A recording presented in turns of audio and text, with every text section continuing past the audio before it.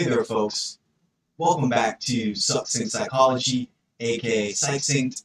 My name is Jaia Hendrickson, and this video is going to be a continuation of my last video covering Chapter 13 in Principles of Social Psychology, looking at competition and cooperation in our social worlds. Although everyone believes that things should be fair, doing so is a lot easier for those of us for whom things have worked out well. If we have high status, we'll generally be content with our analysis of the situation because it indicates that we deserve what we got. We're likely to think, I must have a good education, a good job, and plenty of money because I worked hard and I deserve it. In these cases, the reality supports our desires for self-concern, and there's no psychological dilemma posed. On the other hand, people with low status must reconcile their low status with their perceptions of fairness.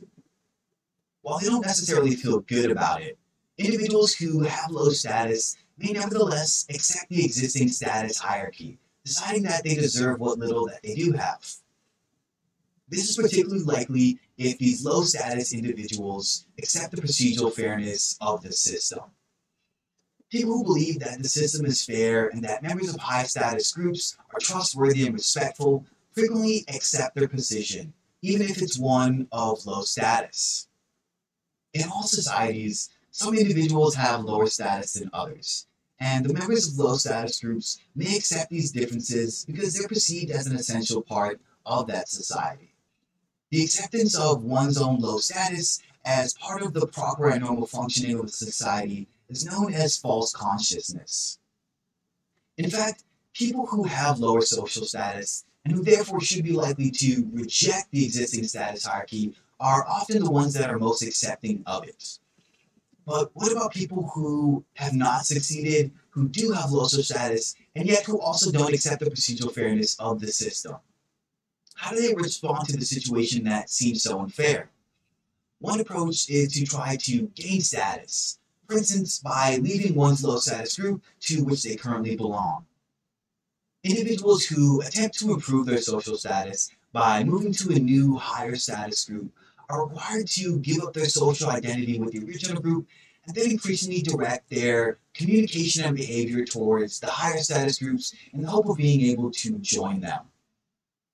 When it doesn't seem possible to leave one's low status group, and the individual may decide instead to use a social creativity strategy. Social creativity refers to the use of strategies that allow members of low status groups to perceive their group as better than other groups, at least on some dimensions, which allows them to gain some positive social identity. In the United States, for example, blacks who are frequently the target of prejudice, stereotypes, and discrimination may react to these negative outcomes by focusing on more positive aspects of their group membership. The idea is that their cultural background becomes a positive rather than a negative aspect of their personality. Black is beautiful is one example. When individual mobility is not possible, group members may consider mobilizing their group using collective action. Collective action refers to the attempts on the part of one group to change their social status hierarchy by improving the status of their own group relative to other groups. This might occur through peaceful methods such as lobbying for new laws requiring more equal opportunity or for affirmative action groups, or it may involve resorts to violence, such as the 1960 race riots in the United States or the uprisings in Middle Eastern countries.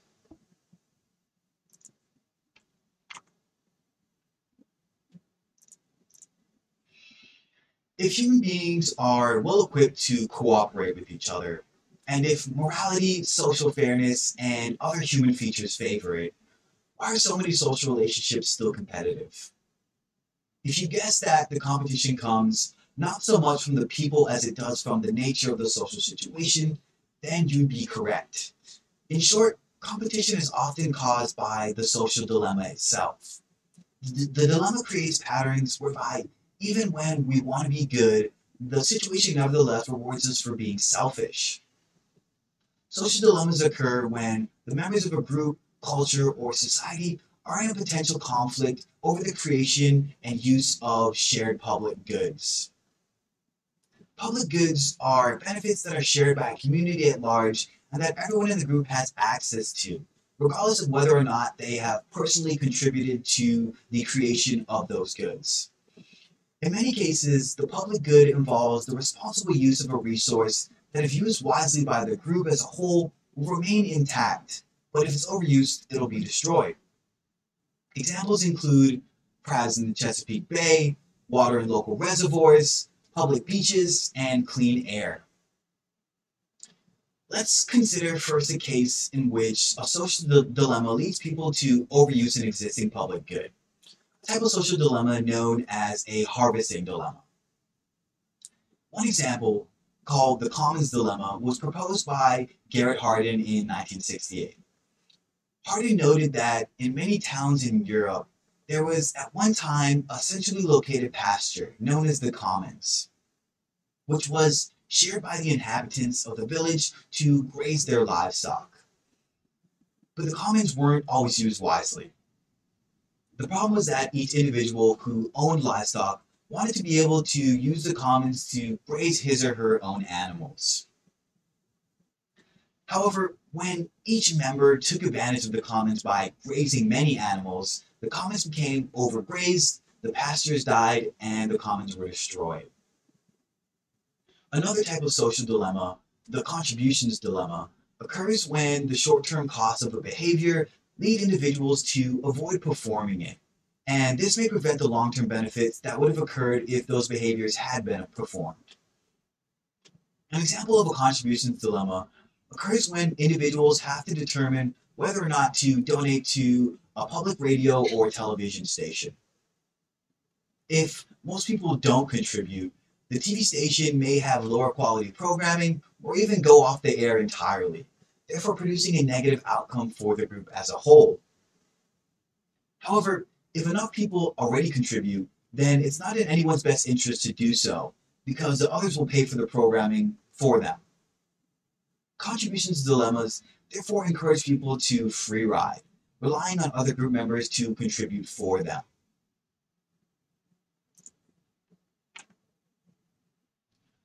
You might be wondering whether men or women are more competitive. Because women are on average more concerned about maintaining positive relationships with others, whereas men on average are more self-concerned, it might be expected that women might be more likely to cooperate than men. And some research has supported this idea.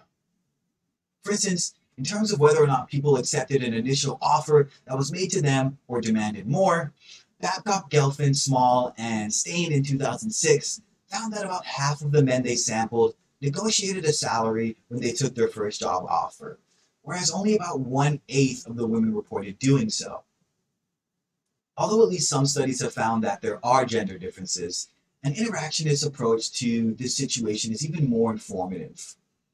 It turns out that women compete less than men in some situations, but they compete about as much as men do in other situations. For example, Bowles, Babcock, and McGinn in 2005 showed that the roles that are activated at the negotiation table, so whether one is negotiating for oneself or for another person, are important triggers for gender differences. Women negotiated as well as men when they were negotiating for others, but they negotiated less strongly than men did for themselves. And Craig Galinsky and Thompson in 2002 showed that gender differences in negotiation behavior are strongly affected by cognitive constructs that are accessible during the negotiation. In general, gender differences in negotiation seem to occur in situations in which other concern is highly accessible, but are reduced or eliminated in situations in which other concern is less accessible. A meta-analysis of 272 research results found that overall, men and women cooperated equally. But men cooperated more with other men, and women cooperated less with other women. In mixed-sex interactions, women were more cooperative than men, however. And there are also cultural differences in cooperation, in a direction that you would probably expect. For instance, Gelfand and colleagues in 2002 found that Japanese students who are more interdependent and therefore generally more other concerned, were more likely to cooperate and achieve higher outcomes in a negotiation task than did students from the United States, who were more individualistic and self-oriented.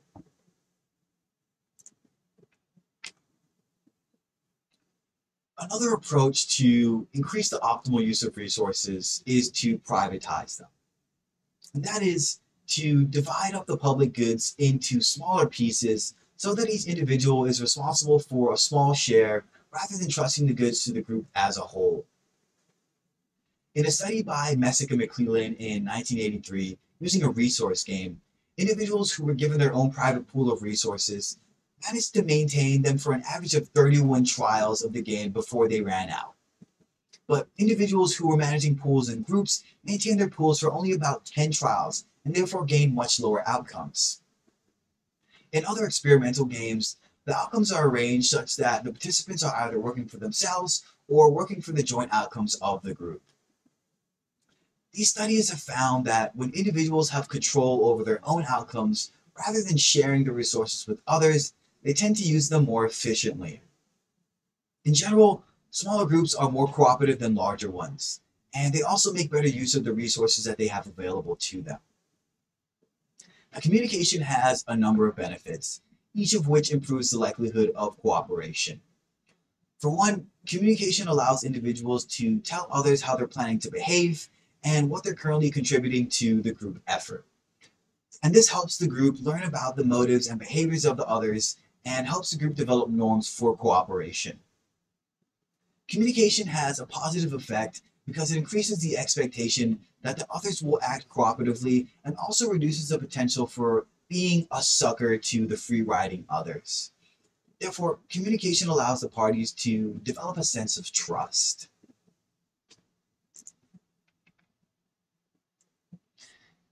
In some cases, conflict becomes so extreme that the groups feel that they need to work together to reach a compromise. In these cases, several methods are used, including negotiation, mediation, and arbitration. Negotiation is a process by which two or more parties formally work together to attempt to resolve a perceived divergence of interests in order to avoid or resolve social conflict. The parties involved are often social groups, such as businesses or nations, although the groups may rely on one or a few representatives who actually do the negotiating. The parties involved, when negotiating, the parties who are in disagreement develop a set of communication structures in which they discuss their respective positions and attempt to develop a compromise agreement. To reach this agreement, each side makes a series of offers, followed by counter offers from the other side, each time moving closer to a position that everyone can agree on. Negotiations are successful if each of the parties finds that they have more to gain by remaining in the relationship or completing the transaction, even if they can't get exactly what they want or more than they would if they left the relationship entirely or continued the existing competitive state. In some serious cases of disagreement, the parties involved in the negotiation decide that they must bring in outside help in the form of a third party. And this is to help them reach an equitable solution or to prevent further conflict. Mediation involves helping to create a compromise by using a third party negotiation. A mediator is a third party who's knowledgeable about the dispute and skilled at resolving conflict. During the mediation, the conflicting parties usually state the facts from their own perspective. And this allows the mediator to determine each party's interests and positions. Arbitration, on the other hand, is a type of third-party intervention that avoids negotiation as well as the necessity of any meetings between the parties in conflict. In the most common type of arbitration, binding arbitration, both sides agree ahead of time to abide by the decision of the third party, or the arbitrator. They then independently submit their offers or desires along with their basis for their claims, and the arbitrator chooses between the two parties. Whichever offer is chosen becomes the outcome, and this avoids a negotiation. Arbitration is particularly useful when there's a single decision to be made under time constraints, whereas negotiations may be better if the parties have a long-term possibility for conflict and future discussion is necessary. Alright folks, this concludes my second and final video covering Chapter 13 in Principles of Social Psychology, looking at competition and cooperation in our social worlds, and it also concludes my final video covering all chapters of Principles of Social Psychology. I hope you guys enjoyed the journey, you learned a lot along the way, and you found these videos informative. Social psychology is a highly fascinating subfield of psychology, so I hope these videos sparked your interest and motivated you to learn more about the discipline.